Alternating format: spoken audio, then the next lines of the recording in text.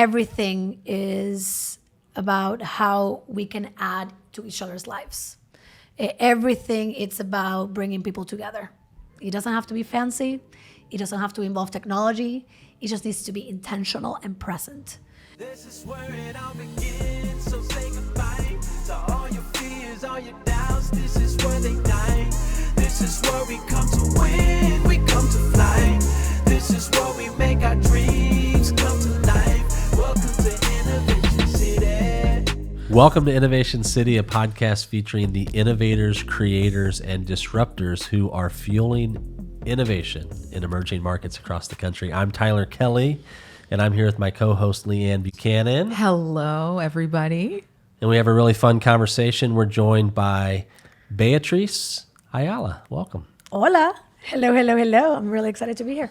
Awesome. So, Bea, I'm excited for this conversation. I'm excited too. Just because you bring so much energy and you've got just some amazing work that you're doing. Can't wait to talk about your startup. Yes. But before we talk about your platform, I think everybody should get to know who you are. So the first question that I love to ask people is, what is your superpower and how did you come to discover it? Oof, I love this question. I would say I have two superpowers. The first one is I'm a connector.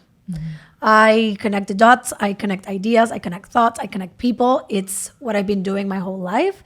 I grew up playing sports, and it was something that I was easily, I had this superpower of identifying people that I knew by heart, they would connect. Not necessarily in a way that person and I would connect, but they would connect. And that has happened throughout my life. I've been a matchmaker. I have two of my best friends growing up are marrying the guys that they met through me. Yes, it's that kind of crazy. And it's really allowed me to work with people from different generations that don't necessarily see eye to eye, but because we're working towards the same goal or towards the same north, bringing people together that can sit on the table and add value from different lenses has allowed me to navigate and succeed in places where other people might not be able to.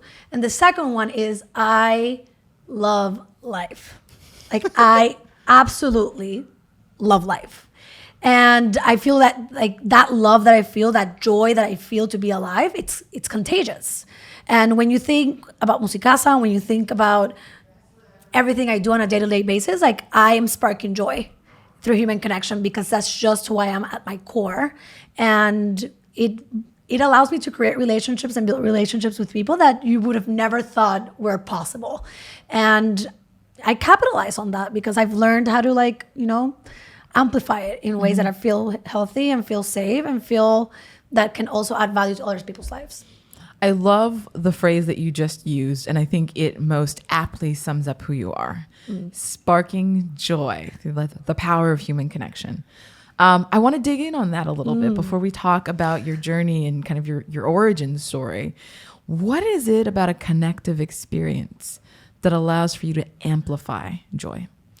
Human beings at our core, we want to belong. And we want to be heard and we want to be understood.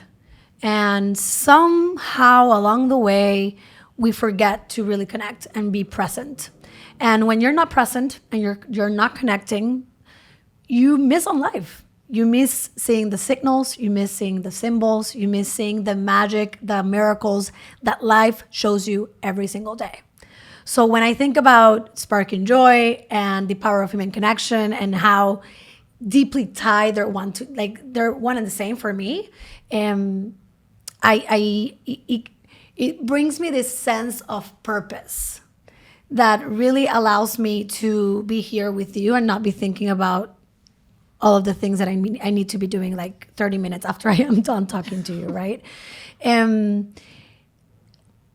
remember growing up, and I grew up playing. I grew up playing sports, and that's such a big component of who I am at my core, because I connected with people from all walks of life at a very early age. I had parents that would cover costs for players to be able to play the sport and travel and showcase their talent and be able to be recruited to play D1 volleyball in the US, right? So my parents are connectors. And when you have people that are reflecting back to you who you could be or who you are, it's really easy for you to become that connector too. And to start like identifying places and situations and experiences that could allow for that connection to happen in a way that exponentiates the possibilities for people. And and it allows for doors of opportunities to also be open. And that can only happen through human connection. Joy is just a byproduct of that. Love it. You have been a matchmaker? I've been a matchmaker. Which I didn't know, so now we're going to talk afterwards. Let me tell you, one of the matchmaking happened through a Musicasa, and I called one of my investors. I'm like, by the way, we're a matching company now, so we need to change the tactic and the unit economics. No, I love it. So I want you to just briefly talk through, matchmaking, advertising, Musicasa. Like what has been those major stops on your growth as a professional? I started my career in advertising 11 years ago or more. I worked at Gray, I worked at BBDO, I worked in New York, I worked in Puerto Rico. I managed the largest brands that you can imagine. So think M&M's, Bacardi, Snickers, Procter & Gamble. And I just saw the power of powerful language to change lives. And I saw the power of music being able to connect humans and brands in a way that I hadn't seen before. So when music has the ability to connect something that's so abstract like a brand, right? And personify it for someone to be able to connect and then purchase something that you're bringing to the world as a brand, it's powerful. Now imagine when you give that power to like from human to human, it changes the entire sort of like experience. So that like advertising for me was a huge moment in my career. It allows me to be the professional that I am today. It allows me to do Musicasa, to be quite honest, because it was such a front row seat to experiences. And it was such a front row seat to seeing people's lives change because of a message or a video or an interview or an image or a reaction to pop culture that would transform conversations. And I bring that with me. And I always say that brands are a reflection of the people that work on that brand. If you have people that are under depression and are not having a good time in life, you see that reflected in the brand, and vice versa. And that's why for me, like when I choose people that I want to work with and the people that I want to be surrounded with, I'm so intentional with who they are and what they bring to the table, because I want my brand as Musicasa, Bea as a human being, to reflect that always. And sometimes we forget, sometimes we get disconnected and derailed, right? And so that's advertising and what advertising served as a foundation for what I'm doing now. I quit my career in advertising 3 years ago. And I had emotional burnout. Hurricane Maria had just happened. I felt completely disconnected from my core, my essence, from my community. I just couldn't see myself doing advertising anymore, and I couldn't see myself doing anything. I had no idea what I wanted to do, and that had never happened to me because I've always been like a box checker. Like by 30, I'm gonna do this, and by 30, I had that I wanted to be account director, and I had achieved it at 27, and I'm like, what else is there? Like my dream is not really to be a general manager for an advertising agency. I'm not really reaching my potential. What is there to see? So I quit. I opened my savings account, I sold everything, and I went to travel the world. And I traveled for a year, 11 months. And it started as a 3-month thing, and it ended up being 10 months. And I traveled with this company called Unsettled. And Unsettled creates this co-working like experiences around the world where they curate a group of 20 people from all over. And together you co-create experiences. It's all about professional and personal development and growth. And together you decide the type of content and the type of conversations you're going to have, from the fun part to the more serious stuff. And I was going to do 2 of them, Amazon in Peru. That's where my sabbatical started. And then I was going to do Tuscany, very different. And then I ended up doing 6 trips with them in a span of 8 months. And that's where I met one of the co-founders. His name is Jonathan Kalin. And I saw him working one day from the table, and I said, oh my God, he is the male version of my best friend. And my best friend and I have known each other since we were 10. By the way, my best friend is visiting me in Miami right now. Like, she's in my home. And I call her, I'm like, I met your male version. Like, I want to connect you guys. So I connected them. They spoke over Zoom. And then sure enough, she signed up for an unsettled trip, a sailing trip. They met, fell in love, moved in together a month after, got engaged 6 months later, got married, bought a house together, and now they're actually having like the ceremony in the next 2 months. And she just asked me to be the, quote unquote, the maid of honor, but the person that gives a speech. And I'm like, holy shit. Like, I literally, if I hadn't had an emotional burnout, if I hadn't quit, if I hadn't gone on this trip, that doesn't happen. Mm-hmm. That doesn't happen. And same thing happened, couple months ago where we were at a Musicasa for Miami Tech. We had a Miami Tech for Musicasa. And I have someone in the audience that I've known since I was 5. And in the last song of the concert, a musician pops up to play the flute. They lock eyes. They meet. Concert finishes. Walks down, talks to her. A week later, they start dating. They just got engaged 3 weeks ago at another Musicasa and are getting married next month. And I'm like, holy shit. Sorry for cursing, but I'm like, at this point, I shouldn't be surprised. But at this point, I'm like, Musicasa, which, by the way, is an extension of who I am at my core, is changing people's lives. And it changes people's lives that are closest to me. Imagine the people that I can't see. Yeah. So I'll stop there because this is my favorite topic. But yes. Well, let's get into that a little bit. When I was a kid, I wanted to be a program director at a radio station. Uh-huh. The whole reason why is because I wanted everyone to hear what I heard in music, right? So with that intro, I think you're right on the money.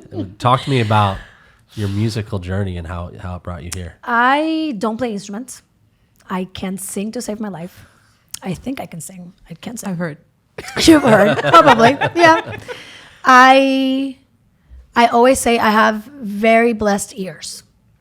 I hear things people can't hear. I feel things people can't feel with certain kind of music. There's very little people in the world that I've met that can replicate in language what I feel. I don't even have the right language to explain how I'm able to interpret music the way that I do. I've been curating music since I was 7, since I can remember, probably before that. I've always been into discovering music. I had a really hard time growing up expressing my feelings to people. I couldn't tell my parents I love you. I couldn't. I would get nervous. I would feel ashamed. And I would tell them through music. So I would burn CDs and do mixtapes and give them to my siblings and my friends. And this is like how I feel about you.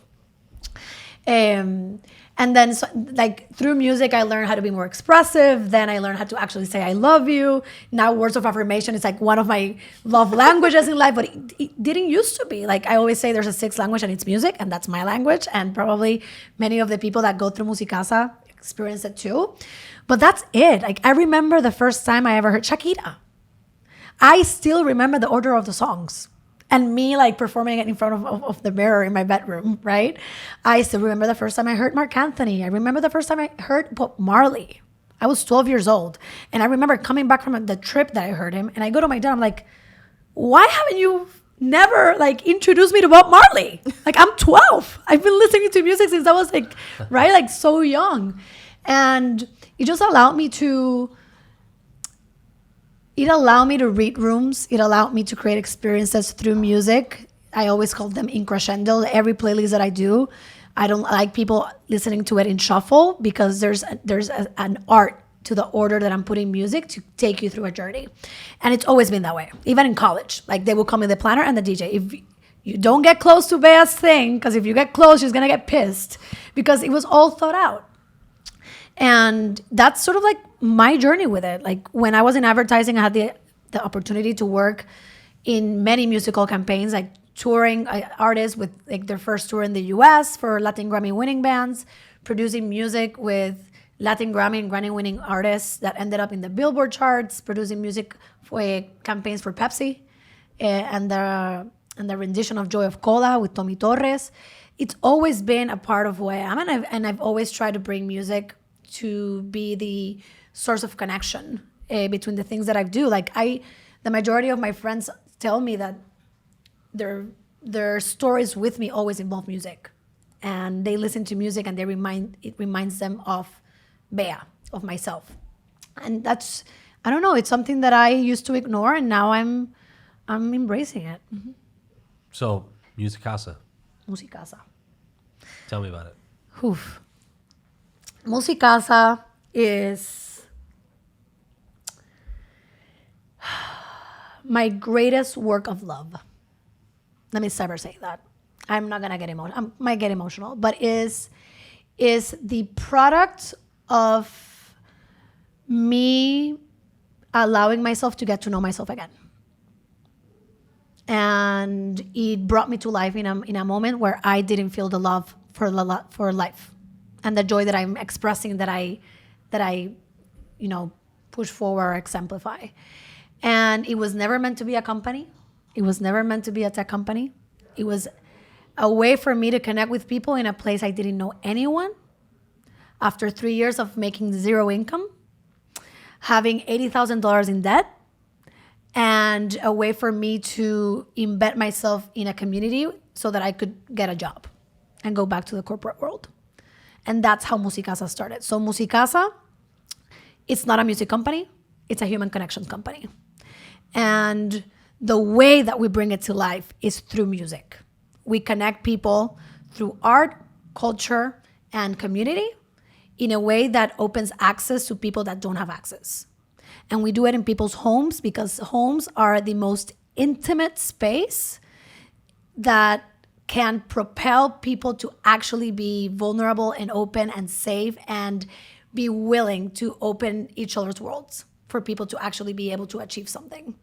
And I brought it to life in a way that resonated with me, because that's how I saw the world. And then I started figuring out that that's how people see the world as well. So that's like at its most abstract, that's what Musicasa is. What I love about you is how intentional you are. And I guess the years of advertising plus traveling the world gave you a really unique perspective. But I want to talk a little bit about your travel experience and how that maybe informed Musicasa. Oh, yeah. I travel a lot, and I know that every cultural experience, close and otherwise, finds a foothold into the way that I see the world and the way that I interact with people. So talk for a second about how your exposure to so many different cultures and the way people do things really, I guess, informed creating Musicasa. Yeah. The first thing that I learned is that it's all about community. And you see it very intentionally in the eastern part of the world versus the western part of the world. Everything is about how we can add to each other's lives. Everything, it's about bringing people together. It doesn't have to be fancy. It doesn't have to involve technology. It just needs to be intentional and present. And that was transformative for me, because I have forgotten all about that. And the second thing that I learned is that small gatherings are fucking powerful. The smaller the gathering, the more success everyone in that table is going to have. And we are living in this world of overconsumption and extra everything, extra big, extra stadium. Like when you look at the data, like live music has been growing since 2014 or 2015 by 4% every year. And usually when you see stadiums are tied between professional sports and music for the operational cost to make sense for big stadiums, right? Right before COVID, there were opening stadiums just to be able to produce more larger venue events, which to me, now thinking about it after COVID, it's crazy, right? Because you wouldn't get me in one of those spots because there's not really a connection aspect. There's a very passive way to consume live music. And I feel like large venues and large events offer that, like a passive way. And the third thing, and I'm going to tie it back to this story, the third thing that I learned is how active people want to be in each other's lives. Like, when you think about culture for a moment, culture is usually, like, it used to start from the bottom up. It used to start at the home. It was through food, it was through folk music, it was through tradition, and then it will have a trickle effect on how that culture would grow and expand. the way that I feel it right now is that culture is not starting in the bottom, it's starting on the top and is being dictated by pop stars and influencers and the TikTok top accounts in the world. And it's very dangerous because it doesn't take into consideration many of the facets that culture needs in order to transcend time. Like culture cannot be something that happens in 48 hours and then dies. That's not what culture is. So for me is, what if we were to do something that's in small gatherings, that brings art as a form of expression to drive connection so that barriers can be brought down, right? And third, how do you do it in a way that you empower the community to play an active role in how culture is brought up to life? And then you create Musicasa. I didn't have these words when I created Musicasa. Like I couldn't see it back then. Now I see it and I'm like, Musicasa it's turning homes into cultural centers and giving people the power to dictate what that culture and that cross-pollination of different people that participate in a Musicasa create together. And that transcends because it starts from the people. It starts from the core. It starts from something very, very rooted in connection. And that's unbreakable. Once that connection is made, it's unbreakable. You might not talk to the person in the next 2 years, but you lived an experience that created something really magical that transcends times. And that's what we're aiming for. You ready for the lightning round? Absolutely. So the first question is not actually a question on the card, but it's something I've been thinking about. I'm going to go ahead and ask it. Short answers, but still pointed and vulnerable. Okay. How do you define intimacy? I feel intimacy through silence. I feel like there's more to say, like silence has more to say than what actual words have to say. And when you can sit in front of someone and be in silent and express everything you want to express through the eyes or through body language, that's as intimate as it can get. This is not on the card either. Just make sure you stick. It's a little lighter though. What are you listening to right now? That's a good question, though. I many things. I have a very eclectic taste. Right now, I'm going on. I'm gonna say it. I'm going on an Adele road trip. Oof. I've been waiting 6 years for this moment, and wow, the growth that woman has lived in the past 6 years. Saturn in her ears, the Saturn in her, like Saturn return and all those stuff. Like, go woman. Yes. And in Spanish, I'm listening to Carla Morrison on repeat. That woman has a lot of things to say through her music. So, yeah. Amazing. What is most important to you? That I'm true to myself. What challenge do you want to overcome? My fear of abandonment. Who are your heroes? Zalma St. John, CMO of Netflix. Highly, highly, highly admire and respect that woman and how she handles herself. She's amazing. Yeah. I would say she's probably on the top of the list right now. You got another one? Okay. Last one. Last one. Whew. What moves you to tears or gives you goosebumps? Seeing the art form of someone's deep sorrow.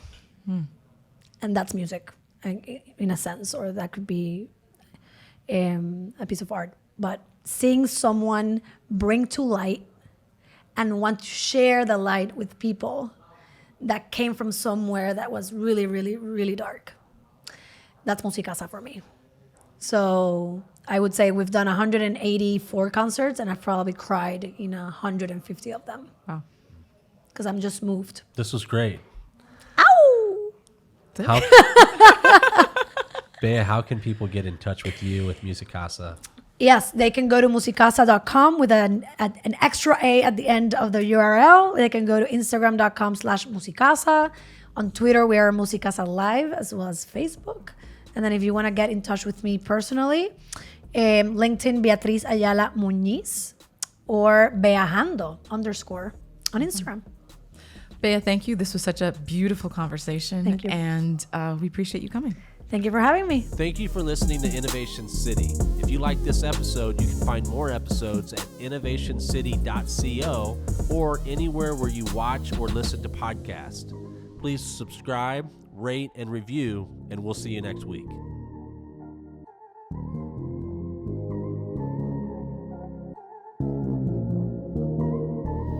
This is where it all begins.